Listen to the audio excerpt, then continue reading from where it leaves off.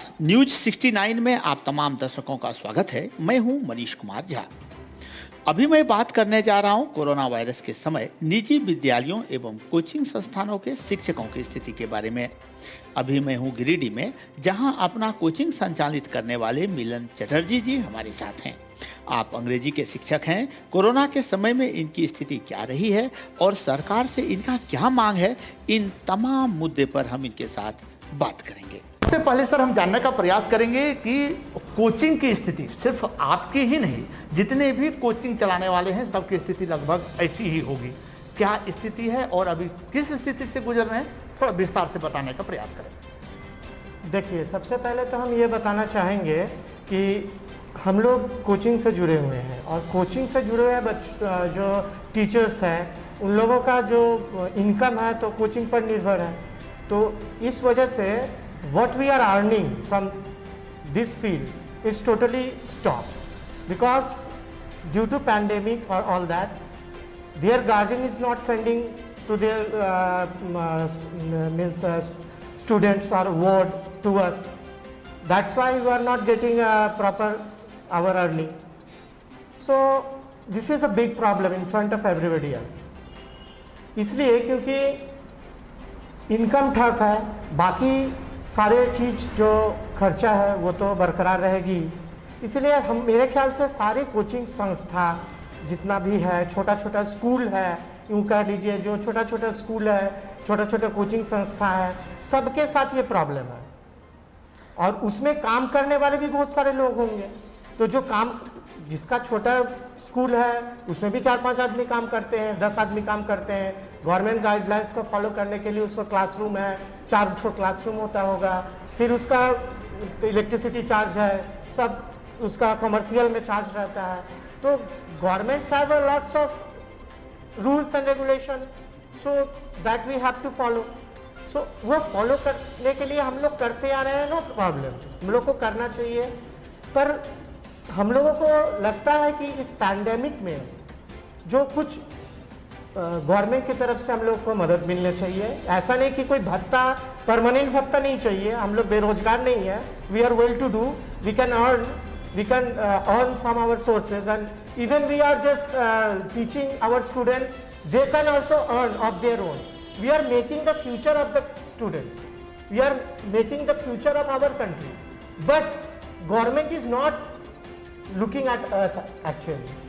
I am not against government, I am not saying anything against government because we are a part of a government. We are the people of the country, citizen of our country. So we will always stand with our government and government should have to think for us. They just give some time of भत्ता, you know, corona भत्ता मिल जाना चाहिए सबों को कि government के पास तो आंकड़ा होगा ही कितना डीएलएड किया है, कितना स्कूल्स है, कितना कॉलेजेस है, कितना कोचिंग संस्था है। तो कुछ ना कुछ तो मेरे ख्याल से करना ही चाहिए। से हाथ अगर समेट कर बैठ जाइएगा तो चलने वाला नहीं है, क्योंकि फिर हम लोग ही तो काम आएंगे। काम क्या आएंगे, हम लोग पेट चलाने के लिए कोचिंग करते हैं, पर इससे तो समाज का कुछ फायदा होता है। क्योंकि टीचर्स, हम लोग बचपन से ही पढ़े हैं कि teacher is like a God. गुरु गोविंद दोनों करे, काके लागू पाए। तो अगर टीचर्स ही नहीं रहेंगे, वो सर्वाइव ही नहीं कर पाएंगे, तो आगे हम लोग किस तरह से परफॉर्म करेंगे, हम लोग जिंदा ही नहीं रहेंगे, सर्वाइव नहीं कर पाएंगे। और एक बात हम कहना चाहेंगे कि देखिए, जिसके पास एफिलिएशन है, जिस स्कूल में एफिलिएशन है, उस स्कूल लोग क्या कर रहे हैं कि वो पूरा फी ले रहे हैं। जो दे सक रहे हैं तो ठीक है, क्योंकि पैंडेमिक का तो कोई सीबीएसई का भी हमको लगता है कोई स्ट्रक्चर ही नहीं बना होगा कि पैंडेमिक होगा तो स्कूल क्या करेगा। सीबीएसई एकदम मौन है। You can take money from the students whether they have to give money और not, whether their parents are in condition. Online classes जो आप चला रहे हैं, हमको तो नहीं बोलना चाहिए, बट ऑनलाइन क्लासेस में है क्या। एक तो हम लोग कहते हैं अपना बच्चे लोग को कि you just keep away yourself from radiation of a mobile phone, और आप मोबाइल फोन में क्लास 4G 3G में आप क्लास करा रहे हो, तो रेडिएशन का असर अब नहीं पड़ रहा है क्या। आप ऑनलाइन क्लास करा रहे हैं और उसके नाम से you are just making fool to everybody else. Class में जाके क्लास नहीं करता, ऑनलाइन क्लास में कितना क्लास कर लेगा, उसमें छत दिखता है, उसमें बच्चा तो क्या समझ में आता है? इतना छोटा सा मोबाइल में वो आंख लगा के गड़ा के देखता है, उसका आंख खराब हो रहा है। हमको तो नहीं लगता कि गवर्नमेंट कैसा सोच रहा है या कैसा क्या कर रहा है, हमको उतना पता नहीं है, पर इतना तो जरूर पता है कि एक छोटा सा स्क्रीन में देखने से आंख खराब होता है।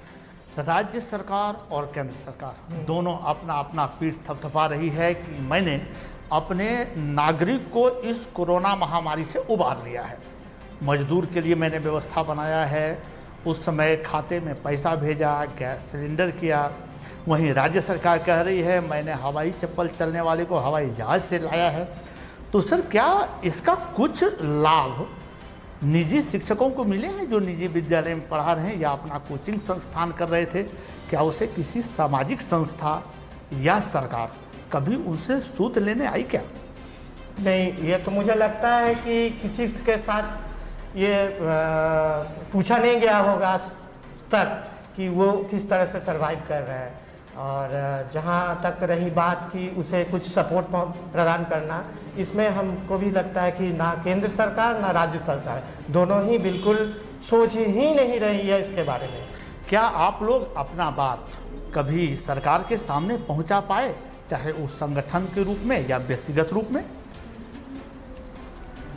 अभी तक तो नहीं पहुंचा पा रहे हैं, पर आपके माध्यम से मैं ये चाहूँगा कि ये स्प्रेड हो, लोग देखें। ये मेरी कोई पर्सनल प्रॉब्लम नहीं है, अगर 1 साल तक और बंद कर देगा तो बंद रखना ही पड़ेगा, और इस चीज़ को तो हम मानेंगे ही क्योंकि गवर्नमेंट के साथ हम लोग हैं।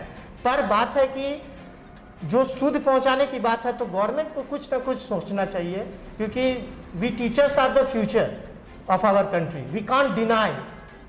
तो आपको नहीं लगता है कि कहीं ना कहीं आप कमज़ोर पड़े हैं संगठन में ना रहकर या अपनी बात सरकार तक ना पहुंचाकर? बिल्कुल कमज़ोर रहे हैं, और ये हमारी खुद की ख्वामी है, इसीलिए हम किसी को ब्लेम नहीं कर रहे हैं कि हम लोग में we are not unite at all, we are not unite. If we unite in that way, so obviously we can make difference, and they have to think of it, government have to think of it, because there is also a big shot in government. They also know each and everyone's problem, and corona का दूसरा लहर अभी चल रहा है। फिर से राज्य सरकार यह घोषणा की है कि स्कूल कॉलेज को बंद कर दिए जाएं, तो निश्चित तौर पर कोचिंग भी बंद करना ही होगा, जो चला भी रहे होंगे चोरी छुपे। तो क्या लगता है कि यदि यह लंबा चलेगा तो कितने दिन तक आप लोग सरवाइव कर पाएंगे, और नहीं करने की स्थिति में आपका कदम क्या होगा? जहाँ तक कि सरवाइव करने की बात है, 1 साल 14 महीना तो बीत गया है जी। तो इस स्थिति में अगर सोचा जाए तो we are not in position to survive, तो वो तो पानी सर से ऊपर गुजर ही गया है, because we are in now in loan, in the position of loan. So यही होगा कि और अच्छी तरह से बैंकरप्ट होंगे, और आगे का क्या स्टेप होगा गॉड विल नो।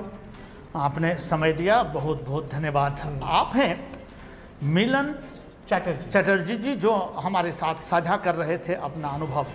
इनका एक बात जो हमें समझ में आया कि इनकी आमदनी तो शून्य हो गई, चूँकि आदेश है सरकार का कि कोचिंग संस्थान को बंद रखा जाए, लेकिन यदि इनके बच्चे, जैसा कि इन्होंने बताया, कोई ऐसे स्कूल में पढ़ रहे हैं जो एफिलिएटेड है, उनका मांग है कि पूरी फीस दी जाए। अब जहां आमदनी कुछ ना हो और खर्च बढ़ जाए, तो आप समझ सकते हैं उस व्यक्ति की मानसिक, आर्थिक और सामाजिक स्थिति क्या रहेगी। आपने फिल्म तो देखा या सुना होगा, आमदनी 98, खर्चा रुपया।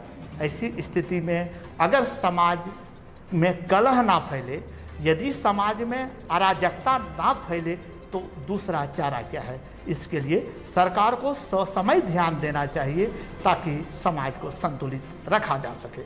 मनीष कुमार झा, गिरिडीह। धन्यवाद।